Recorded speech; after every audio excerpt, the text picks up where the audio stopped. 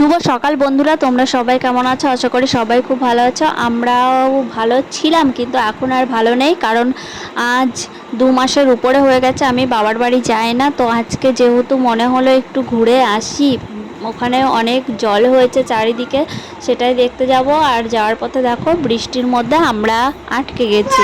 একটা বাড়িতে আছি, সেখানে কেউ নেই, পুরো ফাঁকা বাড়িতে, তালা দেওয়া, সেখানটাতেই আমরা আশ্রয় নিয়েছি। আর আমাদের গাড়িটা আছে ওই দূরে রাস্তায়। দেখো বাড়িতে তালা দেওয়া, নতুন একটা ঘর হচ্ছে, কমপ্লিটও হয়নি। তো ফাইনালি আমরা ঝড় বৃষ্টি পেরিয়ে আমরা চলে এসেছি। এসে দেখছি বাবা, পুরো মনে হচ্ছে যেন দীঘা, একেবারে ঢেউ। আর এখানে জাল দেখো গাছের সাথে রেখেছে, এই জাল দিয়ে মাছ ধরে। আর পটল গাছগুলো জলে হাবুডুবু খাচ্ছে, মাথাগুলো দেখা যাচ্ছে গাছের, পটল গাছের। আর ফুল ছিল, বেগুন গাছ ছিল, সব একেবারে জলের তলায়। এখানে বুক সমান জল আছে। আর পাটকাঠিগুলো ভাসিয়ে ভাসিয়ে নিয়ে এসছে অনেক দূর থেকে। এখানে আমাদের গরুগুলো বাঁধা রয়েছে। আর দেখো ফুল গাছগুলো পুরো নষ্ট হয়ে গেছে, আমাদের ফুল গাছগুলো পুরো কালো হয়ে গেছে। আর এখানে দেখো ঢেউ খেলছে জলে রীতিমতো, পুরো কোমর জল এখান দিয়ে। হ্যাঁ, তো রাস্তাটা ডোবেনি আর আমাদের বাড়িটা ডোবেনি। আর দেখো পুকুরের মাছগুলো সব ভেসে গেছে, সব। এই দেখো পুরো কালো হয়ে রয়েছে মাছে। প্রচুর মাছ ছিল পুকুরে, সব বেরিয়ে গেছে, কিন্তু কিছু করার নেই। মাঠ পুকুর সব সমান হয়ে গেছে, তাও পুকুরে অনেক রকম খাবার দাওয়া আছে। খাবার খাওয়ার লোভে যে কটা মাছ আছে, মানে লাস্ট অবধি কটা থাকবে সেটা আর বলা যাচ্ছে না।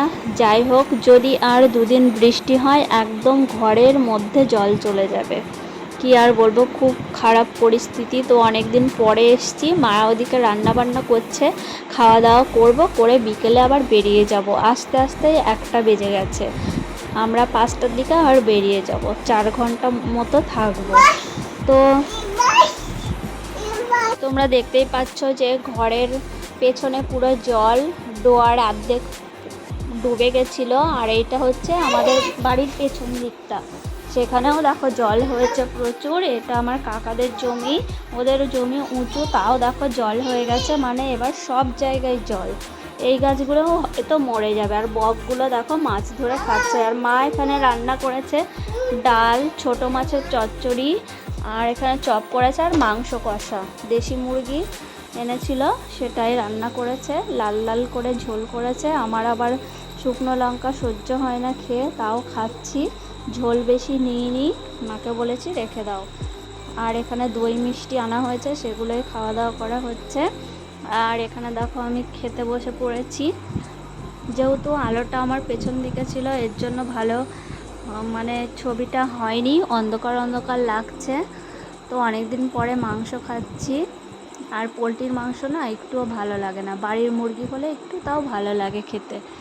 যাই হোক, এখানে কিন্তু আরও অনেকেই খেতে বসেছে। আমার সাথেই দেখতে পাচ্ছ আমার ঠাকুমা, আমার কাকিমা, আর এই সাইডে আছে আমার বড় পিসি, আর আমার মা ওইদিকে মানে সবাইকে ভাত দিচ্ছিলো, তো ছিল না কাছের জন্য তোমাদের দেখাতে পারিনি। তো খাওয়া দাওয়া করে চলে এসেছি পুকুর পাড়ে। ভাইকে বলেছি ছিপ নিয়ে আসতে, ভাই ছিপ নিয়েও চলে এসছে। আমি কিন্তু 3টে মাছ ধরেছিলাম, সেটা তোমাদের সাথে শেয়ার করতে পারলাম না।